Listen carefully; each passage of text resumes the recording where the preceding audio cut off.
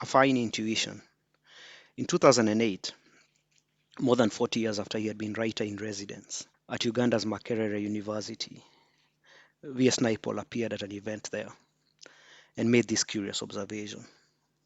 Africa came to me intuitively. It was not by searching. This was a writer who would later declare England his home and India the country of his ancestors. How would Africa come intuitively to him, if not through his Trinidadian origins? Although his statement is understandable, considering the shared histories of colonization and migration in Africa and the Caribbean, Naipaul came to Africa from his adopted home of England. This simple fact highlights some of the reasons for the invisibility of Caribbean writing in African literary discourse and institutions. This is especially true of East Africa. As I was becoming a writer in the Nairobi-based literary network Kwani around 2005, and yet to become its editor, the writer that was most often discussed was Naipaul. Of particular fascination to the early Kwani generation was the complexity of his spiky persona and refusal of political correctness, calling out contemporary Africa as a failure without its European backers. His disparaging of Trinidad as backward was privately admired for its brutal honesty, even if no one would have publicly acknowledged this. And his unflinching account of his humiliations in England elicited sympathy and admiration. Many of my Kwani writing generation could not deny similar mixed feelings towards Africa, even after similar experiences in the West as university students or visiting writers. But above all, Naipaul seemed to demonstrate how to be post-colonial without being evangelical, how to take a global writing stage on one's own terms. Kwani's then editor, the late Binyavanga Wainaina, was one who arguably followed Naipaul in developing his own brand of public notoriety. This Napoleon dominance might explain why contemporary Caribbean writers like Patrick Chamoiseau, Edwidge Danticat, Jamaica Kincaid, and Kai Miller remain largely unknown in East Africa, outside the literary intelligentsia. We came to know Marlon James through his Booker Prize-winning A History of Seven Killings. But his next book, Black Leopard, Red Wolf, set in an imaginary country not unlike Kenya, is largely unknown. African and Caribbean writing, in other words, feel unintuitive to each other. During my own tenure as editor at Kwani after Binyavanga, I always sought to publish Kenyans first, and then in concentric geographic circles, to contextualize this within East Africa, and then the African continent, and the diaspora. If there was room, we'd also publish writing from anywhere else that engaged the aesthetics and themes that we were addressing at the time. I was also keen to find artists and photographers who are doing something new that not only fit into Kwani's larger aesthetic project, but also as a collaboration between text and image. This would become singularly important to the Kwani's journal visual look over time. With this approach, we published photo essays in the Kwani 5 twin issues on the contested polls of 2007 and the violence that followed. We curated a collaboration between photographers and writers on Nairobi as a separate book from the journal and then held an exhibition. This provided a way of looking at content beyond text and engaging with new visual spaces and artists. So when I received unsolicited photos from a photographer called Louise Majanja, who after 18 years in the US had traveled back to Kenya through the Caribbean and Latin America to capture the lives of African descendants, I was excited. Majanja had been away from home for 18 years, hustling in San Francisco, in what was then the still new digital world. Not only would this be the first time we'd published anything from the Caribbean, after trying to find ways of doing so in several Kwani issues, but I also thought we could push for an exhibition on the African diaspora in the Caribbean and Latin America to complement the full issue of Kwani dedicated to the same theme.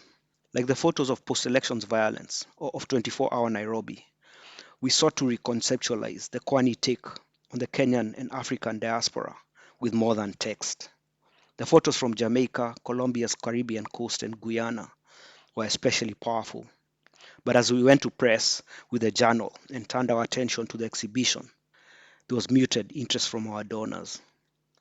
Media reviews on Majanja's take on African life in the Caribbean were unenthusiastic. Majanja even played around with the idea of self-financing, a small exhibition from his own pocket, but I deterred him as I still believed the idea would catch on after success with other collaborations between images and text, and photographers and writers. Finally, we were forced to release the Kwani issue with just a small sample of the photos that did not do justice to African experience in Jamaica, Guyana, and the Caribbean coast that Majanja had captured and that few Kenyans seemed to know about. He eventually posted the photos online. Instead of interest in this work, he received overtures from individuals offering him banal work in taking images from their weddings. When I told Majanja that there was little traction in getting anything going with more than the Kwani Journal, he smiled wryly and said, "We're just not proud of who we are." On my travels in Latin America and the Caribbean, whenever I met people of African descent and told them I was from the continent, they were just so happy. They asked me so many questions and told me how badly they wanted to see Africa. Those people I met out there, man, they are proud of originating from Africa. Here, we just don't get it.